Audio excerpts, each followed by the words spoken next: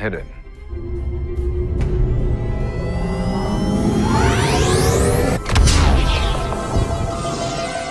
It's the Solar One Sci-Fi Podcast.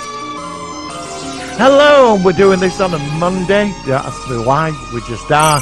It's beginning of the week and our weekend's gone. So I'd like to pop over to the other screen in the corner. I'd like to present my co-host, Go-Clud. He's got an amazing channel, loves science fiction. Yeah, and if you want to buy one of them, they're $10.99. And if you want to, he will put on a full Star Trek uniform for 50 quid. So yeah, I was Martin by the gods of science fiction. And over to you. I'm in the power of YouTube. Hello, Martin. Nice to speak to you. How are you? I've set up my Strange New Worlds review. I've only just set it up on editing line, but I've added the Klingon singing as the intro. Oh, yeah. I've loaded it. I took the clip, I loaded it up. It went through on YouTube. It's only 37 seconds. Okay, that'd be cool. I was going to say, I mean, we're going to focus this week on Strange New Worlds. Now it's finished, literally only finished a few days ago. And this is the first time we've actually started talking about it. Martin only just saw it last night from his perspective. I saw it last Thursday, so I saw it quite promptly. Because I'm terrible at Star Trek. I can't wait. I've got to watch it, literally. You know, I hate people spoiling it. And a shout out to Tom Julian, former co-host, who spoiled part of the actual episode on Facebook and saying, just to let you know, and then he puts Scotty on it. So he did spoil that a certain Montgomery Scott, the third iteration of the character by a Scottish actor apparently, but it doesn't matter. I mean, like I said, it wasn't a big spoiler, but I was just like, oh, is he Scottish? Wait a bit. Yeah, he's Scottish apparently. Yeah. Oh, he's I think Scottish then. Oh, yeah, he lives. I don't know. I think he lives in Canada, but he's the first actor to be a Scotsman playing the Scottish character. Because Simon Pegg was English, and James Stone was Canadian. Was Canadian, yeah, exactly like William Shatner was Canadian. So, I mean, obviously we're going to talk about the series in general for season 2, but let's quickly ask, because it's only just gone by, what did you think of the season finale of Strange New World season 2? Well, I waited. I watched it Sunday night, you see. How can you wait that long? I don't know. I like to watch it like Sunday because I like Sunday. I suppose it's a family thing, really, because like my family, they used to all get together and watch videos on a Sunday. Mm-hmm. Hey, well, that's quite nice. Honestly, you've held that over from when you used that. Yeah, every Sunday. And my two brothers still, they were doing it. And so I don't know, Sunday, it's like film day. You know, it's catch up on stuff like watching stuff. Yeah. If I'm not out, so I watched some stuff yesterday, and then I put it on at that final part. Put that on at 10 o'clock, and I did watch the musical episode. I'm quite fascinated by that. I liked it. I like the musical episode. I've seen it 3 times now. I've seen it twice. And it works well. It worked well. So totally fascinated by it, and I ended up watching it, and I got into it, and it was very like the sneaked in Scotty. I thought when I heard Scottish accent, I thought, oh, they brought bloody Scotty in now. So it's like they're up. I think there's. Well, they're going to be doing that. I mean, they're trying to dovetail with the original series, and this is what they're doing now. We've got, although the actor who plays Scotty is a bit too young for the character, he should be a bit older. But okay, whatever. The actor did well. Yeah, I think he pulled it off. But I like the fact that this is transitioning into the original series, even though it's what 5 years away from. Where no one's gone 10. Before the first no, it's not. I don't think it's quite as much as 10. I think it's like 7, 5. I don't know. 5 or 7. Say 5 to 7. I think. I don't. He might be right there. But it's actually very, very good because it's got a very solid cast. What they've really tried to do this year is like shout out to my mate Malcolm, old school buddy, and he sent me a big long message about this season finale. I don't know whether you'd mind if I read some of it out, because I have read some before, but he was not impressed, shall we say, with it. What did he say? Oh, this is so funny. Yeah.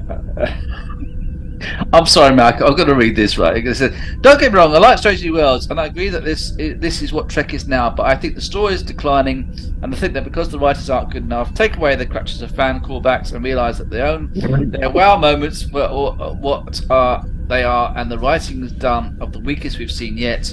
The sets are fantastic. The actors are all great, but to fully suspend disbelief over continuity errors, they need to replace the writers with competent people. Had this been New Trek and Discovery had never happened, I fear it wouldn't have been as well received. Leagues better than Discovery, but less than it is now. I think it's riding the wave of fan disappointment over how bad Discovery was, to be honest. It may get better, but to be honest, I personally think it's a masterclass in why a series should be 24 episodes a year, which we agree we need more episodes. We're 2 years in and not even match the length of season 1 lengths of the original Trek, which is about 30. I think it's about 28 episodes for season 1 of the original series. And it took all 4 of them at least 3 seasons to find their feet. At this rate, we'll be at season 6/7 before Strange New Worlds has given us the same time to become one with the crew, and it'll end or be cancelled long before then. He goes on a bit more about it, but he does have some points about the length of the show. But I think that in Strange New Worlds' defence, I think that the actors and characters have actually stepped up and come up to par quite quickly, quicker than, say, like the Next Generation, which were terrible in the first season. They really hadn't settled season yet. 1 and 2 were dodgy. Right, and that was Next Generation. Once till season 3, and that was about 50 episodes. That was about 50 episodes for season, right? So they've only done 20 episodes now for 2 seasons, and they've conquered I think it. they've done pretty good. I think he's got. I mean, I accept him as Christopher Pike now. I'd absolutely love his character, you know, and he plays. He's a very human type of person as well. That's what I like about him. I'm rewatching Discovery season 2 because it's now got 3 of the actual characters and actors: Una, Spock, and Pike. Yep. And do you know what? It does make the season a lot better with those 3 in it. It really does. It's actually a lot better.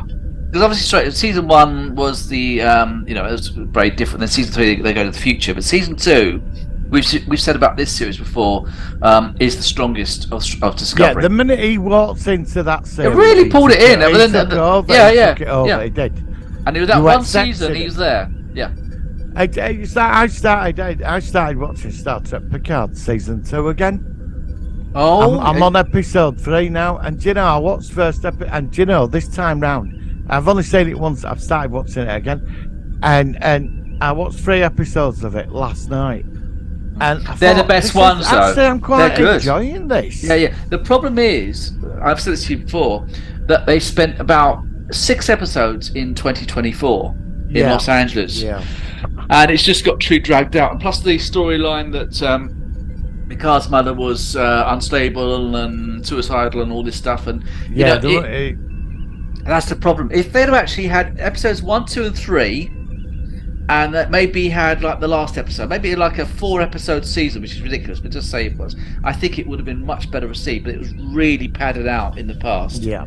But I like I said, it's weird that I watched the first 3 last night. They're really good. They're good. And I thought this is quite enjoyable because I'm watching it again now at my own pace.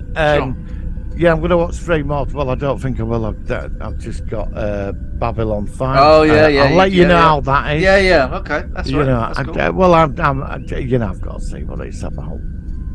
Even though I'm not a big animated fan. That's what puts me off. I'm probably not going to watch it. I'll get you to tell me what you thought, because I can't watch animated stuff. I said to you before. Yeah. I just don't click with it.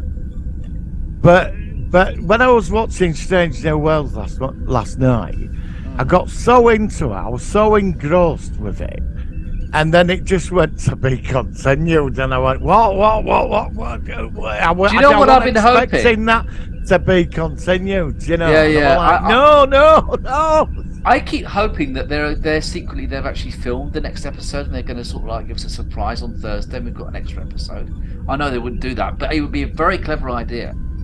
Rather than you know what I mean? Making us wait for it's going to be over a year until we see part 2. They've not even started filming yet for these bloody strikes. you know, it's a long time to wait, isn't it? Is there no resolution on the strikes then? Is there no? There's the two strikes. There's the writers' strike and there's the actors' strike, and they're both I think they're back in communication again this week. They've had a 2-week break from all this, and now it's going back into, you know, serious discussions about how they can resolve it and how each side is putting their point across. And well, I think the actors have. I'm not going to get all political at all, but if they're like forcing some of these like actors to sign away their image so they can use this technology to bring people in, you know, because this technology is improving more and more now.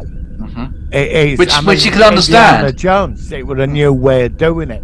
They took old images and laid it over so much with him and Han Solo that they made him look. He was one of the best I've seen. I was impressed with the Mark Hamill de-aging in. Well, they've gone beyond Boba that Fett. now.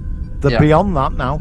Yeah, it's really improving. It's really improving. It's really getting there. If you're an actor, would you? I mean, don't, like in this country, I've got a couple of friends that are actors, like, and they've been in stuff like as an extra or just as.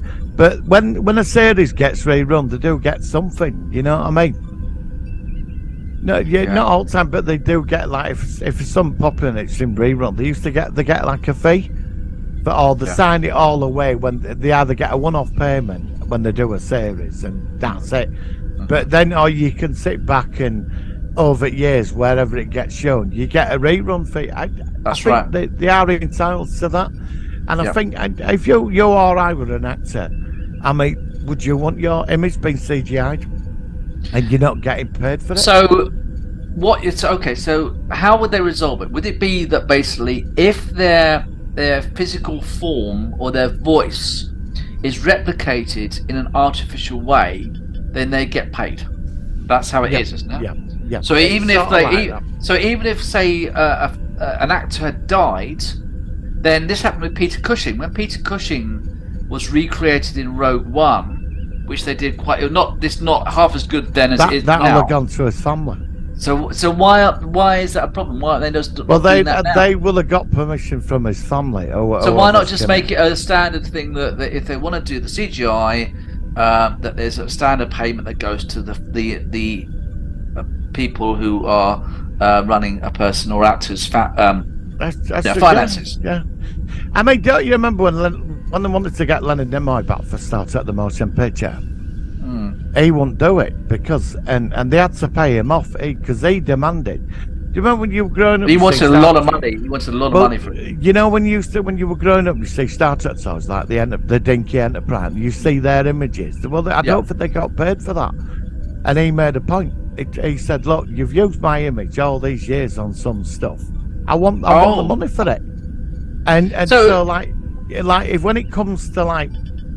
Say like they bring out a cold-blooded action figure, right? You've been in something. I'm just saying as or a by the gods action figure. Yeah, fuck off.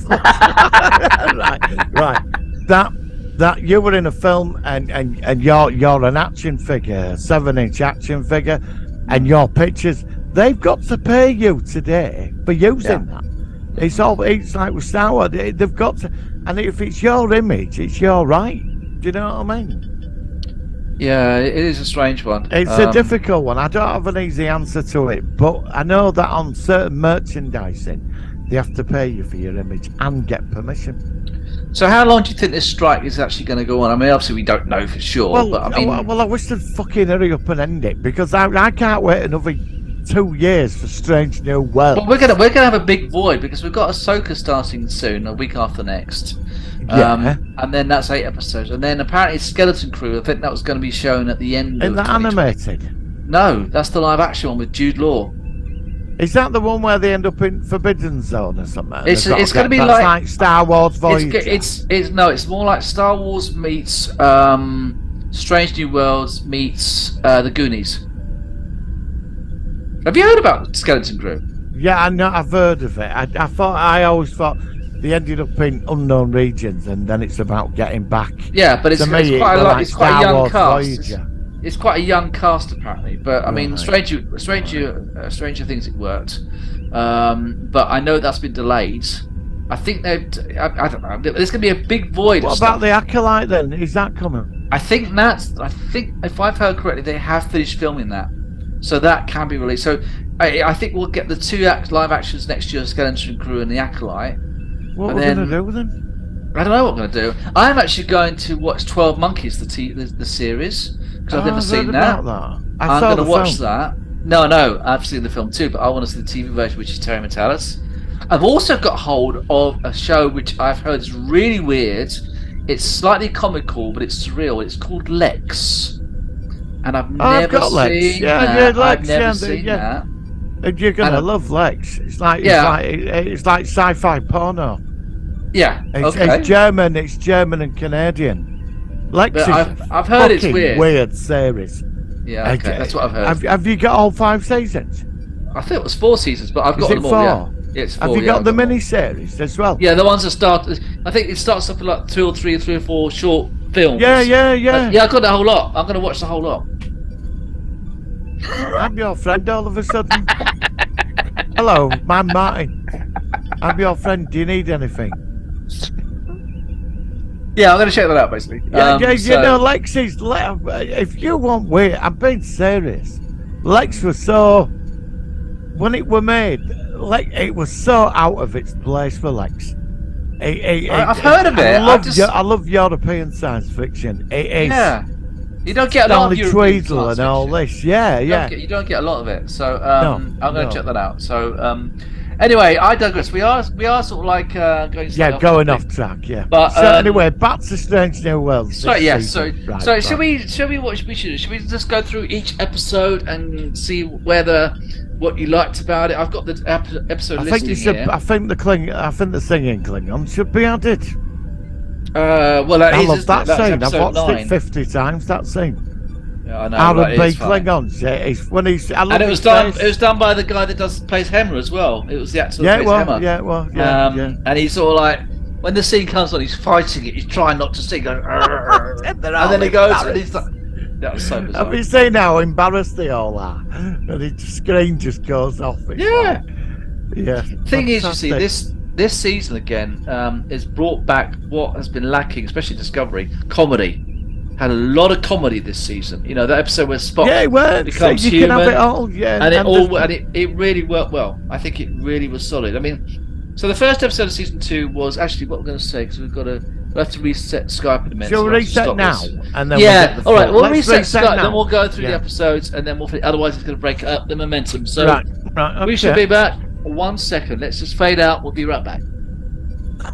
All right, so we're back from our delay. So we're obviously reviewing season 2, Strange New Worlds. So the first episode of the 10-episode season was The Broken Circle, and the synopsis was: a distress call from Lieutenant Noonien Singh compels Spock to disobey orders and take the Enterprise and its crew into disputed space on a rescue mission.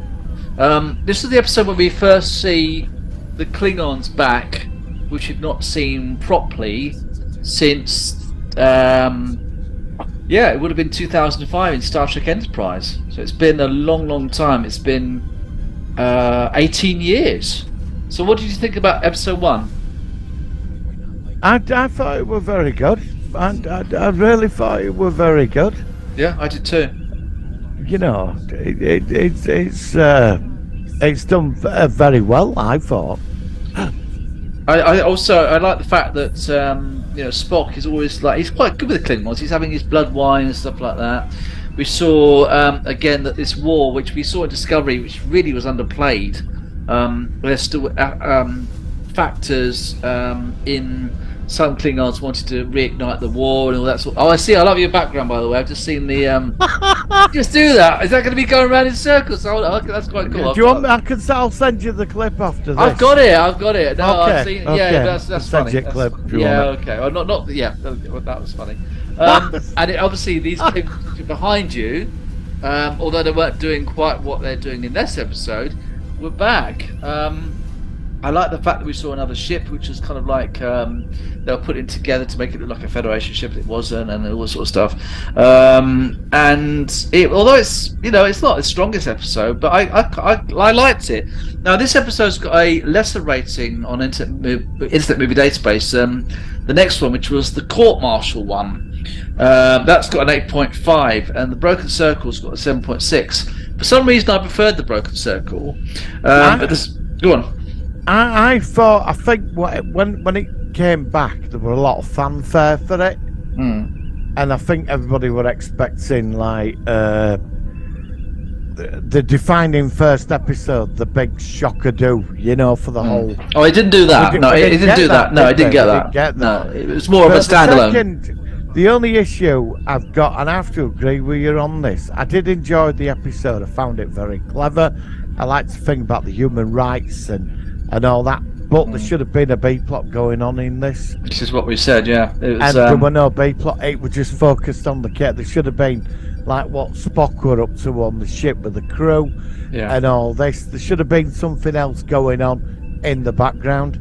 I did like the thing about the Gorn hegemony at the border of the Federation, which was a link to later on, because obviously we've seen the Gorn, and they haven't really played on that. I thought that'd start up like a story arc from say episode 7 that they built with the Gorn, and they did. They put that in, and then we got the cliffhanger of the Gorn. Yep, we did in episode 10, which is quite interesting why they did that. Because I thought though, like for 3 episodes, we were going to start building that side of it up. Bit like the Dominion build-up in DS9 season 2 kind of thing. Yep. Yeah, I agree about that. It didn't quite go that way. I don't mind it though. Like I said, even compared to like DS9's early seasons, this is much more standalone. Well, no, DS9 was quite standalone in the early seasons as well, but I don't know. It's just got a good vibe. So obviously, Unuchi and Riley eventually she doesn't she request asylum or something? How does she get out of it? How does she get out of it in the end? From being court-martialed. What was it? They come out with some twisted law about accepting people. I forgot what it was. Very clever. What it was. It was something, because that lawyer, she was genetically altered. Oh, that's right. You know what I mean? And on Earth, if you like genetically altered, because she said when she was growing up that you're an augment and all this, you know what I mean? But they're another race though, aren't they? So it doesn't really matter, does it? I mean, obviously, I thought that the genetic engineering was only based on humans, not humanoids. You know what I mean? But they were living on Earth, though, weren't there? There's quite a lot of augments living on Earth, though. Yeah, and there must have been descendants from the original lot as well. I guess. I suppose so. I mean, it was interesting, you know. But I mean, there is a few sort of like, well, I don't want to bring this up. I'll bring it up. It's about the final episode. Right, well, let's link it up when we get there, because like I said, that's fair enough. But that was anyway. I mean, the episode was okay. It was almost an hour long. It's quite a long episode, and if anything, if it could have been like a normal original length episode, about 44 minutes or something, it might have actually, for me, the pacing was an issue, and the fact that just the courtroom, I just don't remember it that well. It's weird. It's just not stuck with me. It was one of the most most forgettable episodes of season 2, even though it's still highly regarded by a lot of people. Episode 3 was an interesting one, and it was called Tomorrow and Tomorrow and Tomorrow, and it was a La'an character episode, which alternate Federation. It wasn't a Federation, and we have got a different Kirk, and they go back in time. What did you think of this episode? I thought it was interesting, but well, they can't go into the Khan story because he's not been discovered yet, has he? So no, but they're saying now that it's a temporal thing, and things have been slightly altered. What is interesting that a lot of people are saying that basically, Strange New Worlds is based on an alternate timeline, since the Borg from First Contact went back in time, and then Enterprise encountered the Borg at one point, and apparently in the original timeline the NX-01 was destroyed, and so this is why like you never saw the NX-01 like on Picard's ready room in like it's all crap. It's just trying to make ways to stop the discontinuity. Just accept it for what it is. I mean, in the end, you've got to just think, well, it's a TV show, you know. I think I'd say time got altered sort of slightly.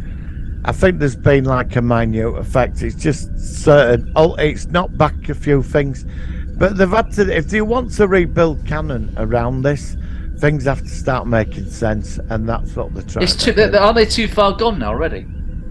Well, there has been a few mess ups, as you would say.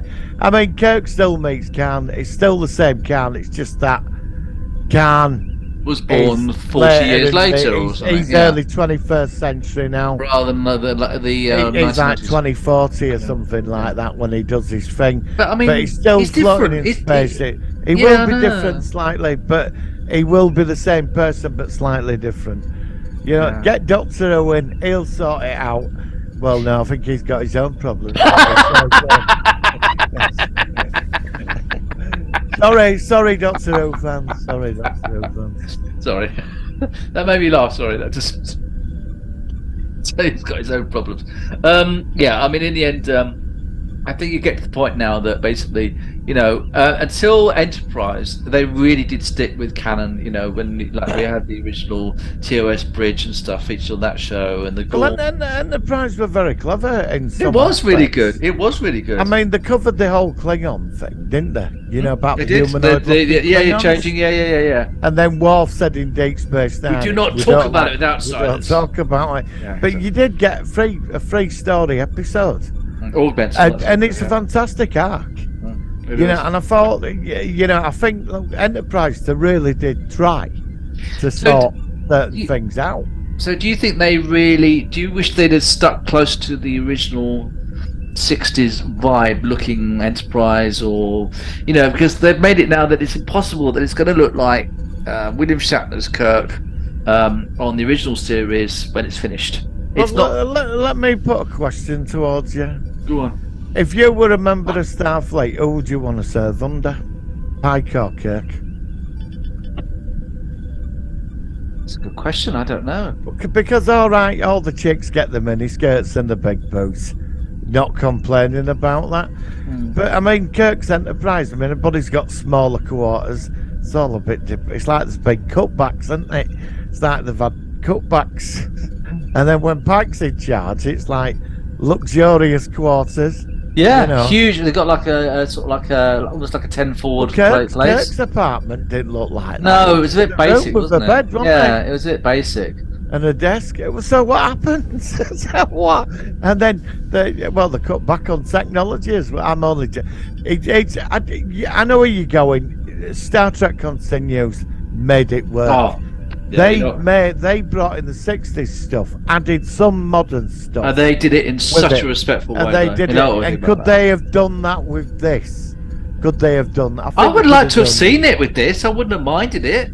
I think they could have still had the holographics and all that with the old panels. I think it could have been done, yeah. Yeah, I don't know. But I do like the bridge of Pike's ship. I do like it. But, I mean, the thing is, really, what they should have done, really, is they should have made Star Trek Strange New Worlds not on Pike's ship. They should have been, Anson Mount should have been another Starfleet captain with a different crew. You know, the problem is that they keep going back. It's like watching the season. Like the last episode, we see Christine Chapel in a bad state on the, is it Kyoga, the sister ship of the Enterprise? Yeah. And you think, well, look, she's going to survive. You know, this is the problem with prequels. You know who's going to survive because you see them in the future, even though it looks different. So, in some ways, I don't know. I mean, I could have seen it rather than being the Starship Enterprise and Captain Pike. It could have been the Starship Exeter and I don't know, Captain Phillips or something. And yeah, and then they could have, you know, had another Vulcan or something. They could have done it in a way, and then and then they could also explain why the ship looks different. I think, yeah. I mean, there is these questions, but it's the casting in this series. Casting's great. It's just it's the characters that they're trying to do. It's not the casting. They've got great actors, but I just don't know whether they could have had all those actors in slightly different characters' names on another Federation starship, and it wouldn't have crossed over with TOS. Yeah. That's the issue I have with that, I think. I mean, I'm fine with it. I still love it for what it is. I'm just going along with it every week. I just think you just accept it now. Yeah, you know what I mean? decided to re-engineer the ship in that way, maybe to get more crew. I think he's got 200 on board when Kirk's in charge of 400. Unless more labs on the ship. Unless in the last episode it gets really, really beaten up the Enterprise and they had to completely refit the whole thing. Well, it's literally 60s one. Yeah, and they go to sort of like a very kind of DIY cheapskate starbase, like Starbase 89. Where they've got all these like knackered kind of crews, and they've only got the basic resources, and all they could do, because the ship can't walk back to Earth, is they've got to rebuild it all the way out there. And unfortunately, because of that, it looks like cack. I don't think so. I mean, Starfleet Command have got money, haven't they? I mean, Starfleet does like to spend money on stuff, don't unless they go to an Orion dealer or something. I don't So what happens to money then? Because by the time we get to Picard Century, nobody has money. They haven't got money at I this point, they haven't explained that. I've read. And how come we're seeing replicators? You're not supposed to see replicators in the 23rd century. I don't know. There's a lot of bloody things you're not meant to say. Where's the miniskirts and the big... Well, no, we're all looking forward to that, though, aren't we? Yeah, well... So that was tomorrow and tomorrow. So that was quite a good, interesting episode, because we see Kirk, we see the La'an dynamic, we see the young Khan, which was a bit of a weird, but I can accept it. I have a theory. I have a theory. You might not agree with me, but go on. Last night we saw Scotty, so we've had Chapel, Uhura. Next year we'll see McCoy and Sulu. McCoy's definitely next season. Yeah, he's next season. Or Sulu. Probably more likely to be McCoy. It'd be Sulu or McCoy. Yeah, exactly. They're obviously going to have one classic character per season. Are you starting to wonder that they are building the crew for some kind of original series spin-off with them? It won't surprise me, you know. They're all coming in. I think they've been asked that before, and they said they're not going to go that way. Somebody put up a meme on Facebook the other day. I think I posted it.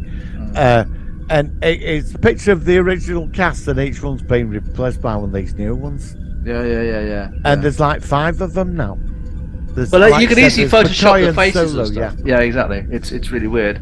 Well, I'm just saying, I wonder when he has his accident, right, and then Kirk comes in. Obviously, Kirk's the next captain. Do all this lot come in and replace? Do you think the last episode will see the accident? We'll see the beginning of the proper link to the TOS. Yeah, I do. I do. I think they've got to approach that. They've got to approach the accident. It's going to be a sad episode. Yeah, it will be a sad episode. Seeing him like that. Yeah, because I don't want to see it. Do you remember what they said when they did crossover? He said they're all wearing it in future. He said, we all dress up as you at Halloween parties. Remember they said it to him? Remember that? Was that because he's deformed? Is that why they do it? Yeah. I never clicked on that. Oh, God. This is what they did, that Boimler said. Boimler. He said, she coming, the girl, the woman. I can't remember, yeah. And she said, you're quite popular at Halloween parties. And he's like, what? I never clicked on that until you said. No, I did. I've only seen that episode. They just said that. I need to watch that again. I felt right sorry for him. Yeah, I know. I don't want this to happen to him. But going back to Discovery season 2, you see his reaction to his death in that Klingon monastery, where he actually. And I've said Discovery season 2. It's not as bad watching it again. No, it's the best one. It's definitely the best season in season 2. Yeah, I agree. Anyway, that was tomorrow, which is a good time travel episode. Next one was Among the Lotus Eaters. Remind me what happened. Synopsis. Returning to a planet that dredges up tragic memories, Captain Pike. Oh, that's the one where he goes back to, is it... not Session 3, what was it called? No, I forgot. He's in his pilot episode. I can't think. It's something 7. With a big castle, That's it, yeah, I thought that was quite a good episode. I loved it. Do you know what I liked about that? So. The scene that did it for me, and that you realised how nasty he could be. Because when he beat that ex-officer of his up at took over planet, he would he'd have killed him. He would have killed him. He'd have got so bad, he would not verge killing it. Only because his memory returned. Actually, that's right. Yeah. And that's what I found. There's a darker side. That's because they have the memory goes, isn't it? They lose their memories. But there's a darker side that exists within him. Yeah, but we've seen flashes of that before anyway. But it's good that they actually sort of like focused on that. Yeah, that's what I mean. Yeah, I like that episode. I mean, if you had a choice, if you knew that was going to happen to you, I mean, I'd change my future. Fuck that. Yeah, but he already had that in the last episode of season 1. I know, where but I just said he seems to be more kind of like accepting that's his fate. I don't know that's a realistic thing. I don't think he would. No, well, I wouldn't. Because if somebody from the future said you can't do it, I'm doing it. Creates an alternative timeline. Sod you. Yeah, well, they tried to give him that opportunity, which is why they counted the Romulans and it all went back. You know, it's really bad kind of thing. Yeah. So they try to use that as an excuse as to why, at the moment, he's accepting his fate. Which I'm still a bit dubious about that as we go along. It does leave that open quite a bit. It's a question. And that's bound to come back. That storyline's bound to come back. Well, before I forget, we still haven't seen Cybok return. We saw Cybok at the back of his head in season 1 in one brief scene. And I thought we'd see Spock's brother again. We haven't seen him yet. I think they're keeping it. Well, I think that's like a story thread that we'll put in just in case we have an idea to do something with him. It might not, though. It might be that. We might not see him. Might never see him again. That might be just it. We saw that. Yeah. But at least it's a nice link. What they're going to do with it? I don't know. He's on another uprising again. You know. I trust me, after Star Trek 5, I wasn't impressed with Cyber. Oh dear, Star Trek 5, yeah. Episode 5 was Charades. This is the shuttle accident that leads to Spock's Vulcan DNA being removed by aliens. Loved it. Making him fully human and completely unprepared to face the Pring's family. Yeah, a lot of comedy in this one again. Loved it. Very funny episode, And seeing Spock look like a human was hilarious. Acting and trying to hide it because, And Ethan Peck really pulled it off again. Really like Ethan Peck as well. I like all the actors in this. Oh, he's very good. Really good. Funny. Do you know, I've accepted him now. Oh, yeah. You know, I think, do you think I have to ask you a question before we move on? Yeah, go on. Do you think he's better than Zachary Quinto? Actually, they met up recently at a Comic-Con. Okay, right. And they actually met up for the first time. And Zachary was saying that basically, you know, because he's dubious about the Kelvin movies ever continuing. He said, look, you know, you are now the inheritor of this. Yeah, and he said he felt a bit like when he met Leonard Nimoy when he was actually filming the actual films. And now he's sort of met Ethan Peck, who's kind of like that next generation down. And I still want to see him. I think Zachary did a good job in the movies, though. I thought I liked Zachary. I really did. I think he really had it. But I like Ethan Peck as well. But I like Ethan Peck because he does feel like a younger, less experienced Spock. And he gets it really well. Whereas Zachary, you could watch him grow over the next decade. And he reminds me of actually Leonard Nimoy in The Cage when he was a younger Spock and a bit there. And he's got it. And quick story on Zachary Quinto. Go on. Quick story. I was on the bus in Holborn. And it was about 11 o'clock in the morning, beautiful day. I was on the bus and saw this guy, right? And he had a dog with him and he had a bobble hat on. And I noticed his eyes. I thought, my God, he looks intense. Yeah. It used to look really scary and intense, like the look of him. And I thought, you just noticed him. And I thought, I know him. And then I looked back and I thought, my God, it's Spock. What's he over here for? It was him walking because he was doing a play. Okay. So they must have been staying somewhere in Holborn and walking to face. But the intensity on his face and his eyes, I thought, I know him. God, he'd be scary. And then I realised it's Mr. Spock. Yeah. Do you know what I mean? I love it. That's great. It's so weird when you see people you recognise on TV, but seeing a character in Star Trek would be even better. I mean, you know, when I've seen, I saw Patrick Stewart twice in the theatre. He was fantastic. Yeah, I saw his one-man show years ago.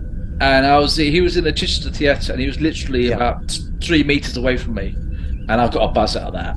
Oh God, yeah! I mean, he just pulled it. Oh my God, he was fantastic. Proper Shakespearean. I mean, I'm not into all that stuff, but I just went in to see him. But he is an actor. Oh God, yeah, he's a fantastic actor. Right, episode 6 was Lost in Translation, where Uhura seems to be the only one who can hear a strange sound that seems to trigger terrifying hallucinations. This is when we heard that weird ringing sort of sound, and then you saw like a zombie hammer at one point. I don't remember that episode that well, actually. I think with that one, it was like a standard episode. We've had that in Next Gen DS9, the original. Yeah. It didn't. That one stick aliens trying to communicate with you in a strange way. And she, they have done it before. Yeah, it's been done numerous times, just a different way about it. But I thought it's all right. Yeah, it's a filler episode. Yeah, it was a middle of the road kind of thing. It wasn't bad. It wasn't fantastic. New. It was fine. That was all right. And that's actually quite a low rated episode. I'll tell you what the lowest rated episode is at the end of this. You'll probably know what it is. Okay. Episode 7, Those Old Scientists. An accident while investigating a time portal sends ensigns Beckett, Mariner, and Brad Boimer. Yeah, it's Mariner's the other character. Through from the 24th century, and Captain Pike and his crew must get them back. So, like I said, I've seen some of the animated stuff, although I think it's very well made. It's just not quite on my wavelength. Everybody, including me, who's seen it, they really enjoyed it. Did you enjoy it as well? I thought, yeah, I did. You see, with this series, you see, why I'm so impressed with Strange New Worlds is because the writers, you know, we live in an age of remake and let's flog a dead cat until it's dead, you know, until there's nothing, and that's right. What we are living in that. Yeah, very much. When they make multi-billion-dollar productions, they just flop. But I found what I like about this series: the writers are prepared to take a risk, and they went. Where there's been several. We're in episode 7, and several episodes they've took risks with the cast. Yeah. And they've took the lead actor back and put up the lesser characters into bigger roles. I like all this. I like where it humanises them, you connect with them. I thought superb episode. I thought it was very cleverly done. I like the cartoon crossover, and I like the humour when they saw the cartoon ending when they were all up going, our eyes are bigger and all. I found that quite funny because they're taking the piss out of themselves, but they've took a lot of risks with this, and it's nice to see that. It really is. Yeah. At the moment, I'm watching Star Trek. Yeah, I know. I'm not disputing that at all. It's you know, I mean, I will say this, although I'll actually reinforce this at the end, but I think that 2023 for Star Trek live action has been the best year since 2005 when we had the last season of Enterprise. You know, you've had Picard season 3, and you've had this. I mean, plus you had the animated stuff for people who like that as well. They're on the track now. They're on the. Next year's not going to be as good, though. I'm telling you that next year it's not going to be such a good year. But you know, in the end, don't spoil next year. Don't. Well, no, I know, but it's just that we should get Strange New World season 3 next year. We haven't got, and they're all ready to go. Have they filmed it back to back? No. This is what I'm saying. We might not even get it. You've destroyed next year for me. No. Well, we have Discovery season 5, but Discovery season 5. Right, I mean, like I said. Yeah, really looking forward to that. Do you know, probably that we'll get that, and that'll be amazing. It'd be like, wow, that was fantastic. Well, they might have learnt it. They might have learnt their mistakes. I mean, they are really are coming back, I think. Okay.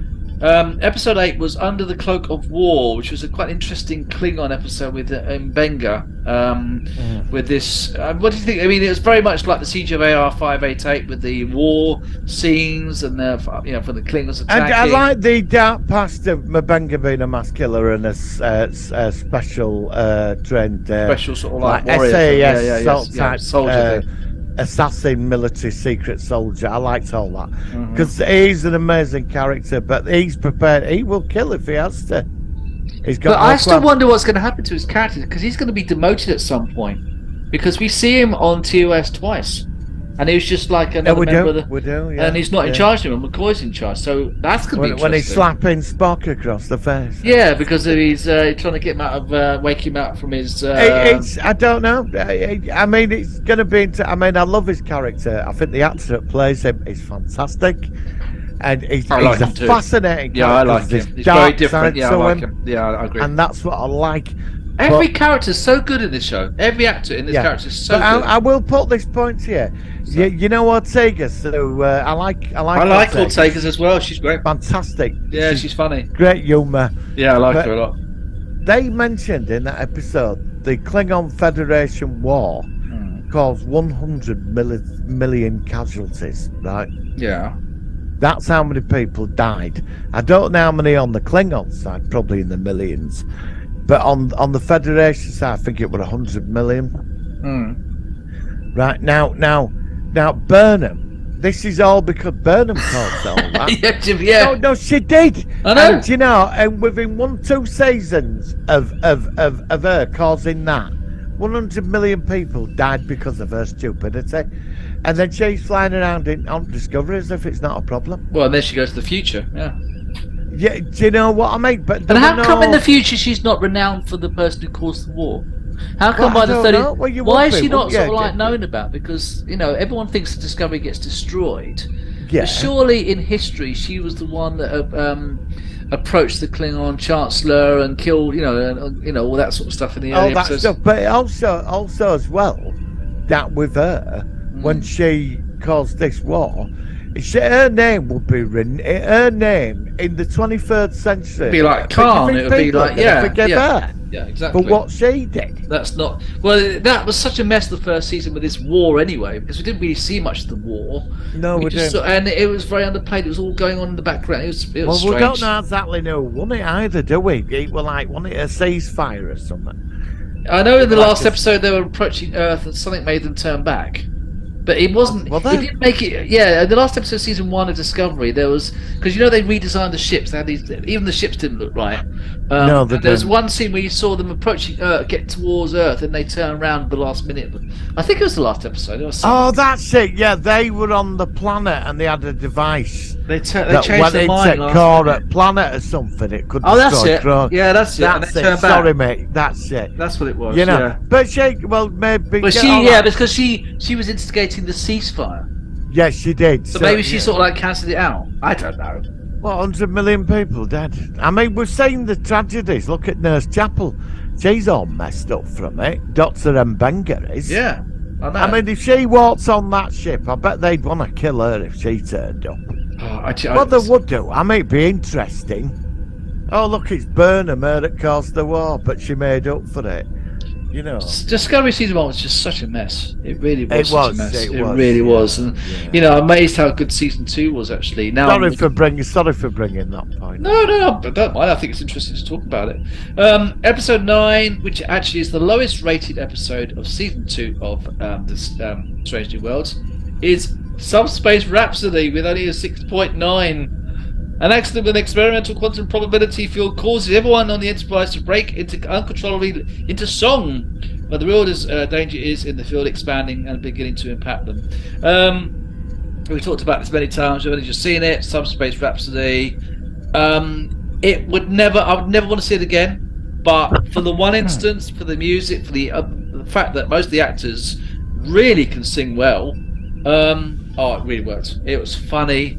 Well, can I just go back a sec? Why wouldn't you want to see it again? I wouldn't want to see the storyline repeated again because I don't mind watching the episode again. That's what I meant. But they couldn't do it twice with a very similar thing. It's a one-off thing, and it really worked.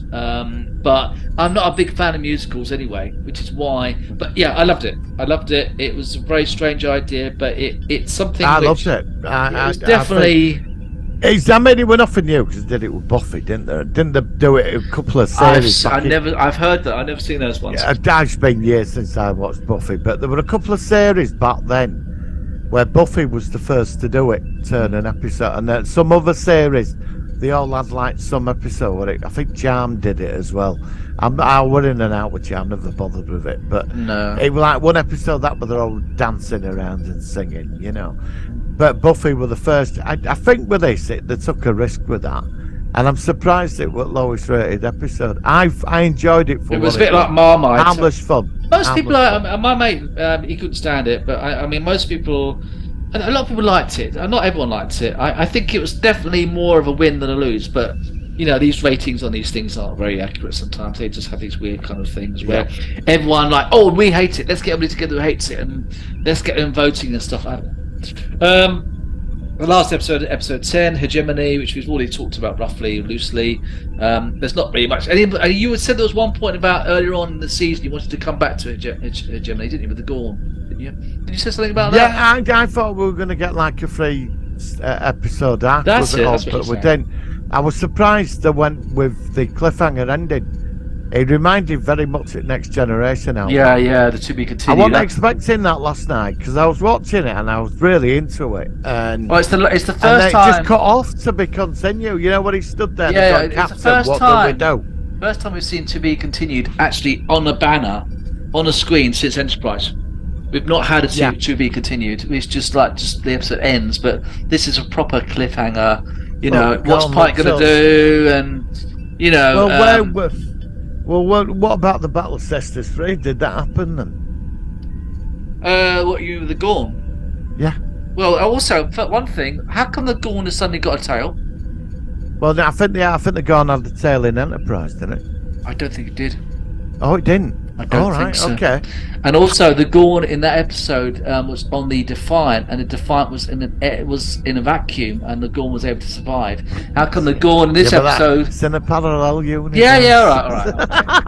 But it's getting more of a discontinuity between the rubber suited. Yeah, they're doing Gorn. it. Yeah. But then I suppose you could always say there might be different. By time Next Generation, DS9, the Gorn. There's a Gorn as a restaurant on a space station. Was there? On a Federation space station, yeah. Because we never really heard much about this. DS9, it's mentioned.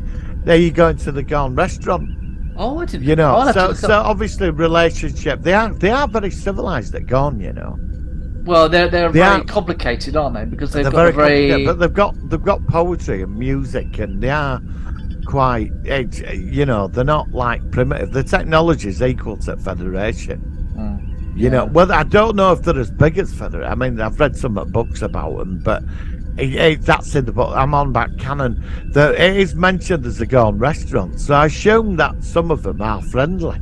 It's just probably. I'd like to see them again. If they ever make Legacy, then it'd be great to see the Gorn again in the more. Well, it would be, yeah. You know. But you're right. It did have a tail. I mean, it did look good. Don't get me wrong. Yeah, it's fine. It did look good. Yeah, it's fine. It was good. And what did you think of the visuals of the actual sister ship being blown up and going? They had some great visuals of the last episode. That's fantastic special effects. I mean, really good visuals. Very cinematic. Especially the outside stuff in the space. So when they float above the bridge. Yeah. And that was really good. Yeah, put the money into it. I mean, you can't say they hadn't. It was superb. Yeah. It's very clever. I would have liked one more episode. Well, I still keep hoping that on Thursday we're going to get a surprise extra episode. I know we're not going to, but it'd be great if we did. Well, look, we're nearly out with the Zoom again, so let's wrap it up. How would you rate Strange New World Season 2 out of 10? I'm going to give it a 9. I'm going to give it a 9.5. Okay. I'm going to give it. It's only because of episode 2 without a B plot. I'm going to give it a 9. I think that it's very similar. Episode 2. But I tell you one thing. It's actually lost half a point compared to yours for the simple reason that the season's too short. If they'd have just done 5 more episodes in a similar context to what they've done, and it was a 15-episode season, then I think it would have gone up because it's just too short. You're really getting into it, and that's it. I think 15 episodes should be next season. 10's to too be short. honest. 10 is just too short, and that's. I know that it's just the nature of the way it's getting better, isn't it? It's just getting better, isn't it? Yeah, exactly. And now, and it's not their fault. We've got a huge gap now until next year, so it's kind of like it's going to be a long way. But we'll be there. We'll be reviewing it. We love it, and I'm just really grateful that we have this content. So I'm going to wrap things up now. Martin, thank you very much for reviewing this with me. It's been a really good one. Yep. Next week we're talking about reviewing the classic 50s B horror movie, The Blob. Which I've not seen that for a long time, but I saw something about you on your channel, so I'd like to check that out again and give that a rewatch. Until then, I'm going to finish with basically Stargate SG-1 did an episode called I think it's called Window of Opportunity. It was the time loop one, and there was an alternate take where they're playing golf and going into the Stargate, but this was an alternate take. And what I did was I mixed in my own green screen effects and sound effects to make it look like it was more like the original. It's not fantastic, but I just thought it's worth a share on here. Obviously, if you listen to this on audio, you won't get this bit because you won't know what's going on. You won't get benefit, but sorry about that, guys. Martin, thank you very much. We'll see you next week on the Solar One Sci-Fi Podcast. Live long and prosper.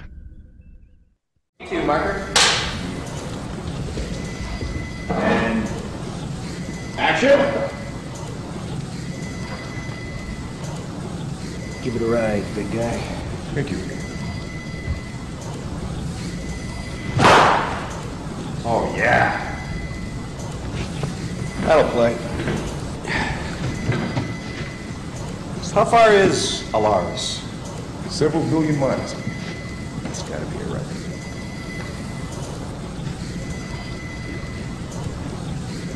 Who need it?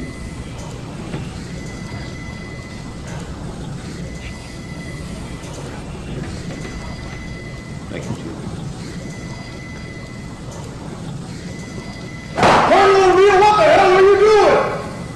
Hey, we're golfing in here!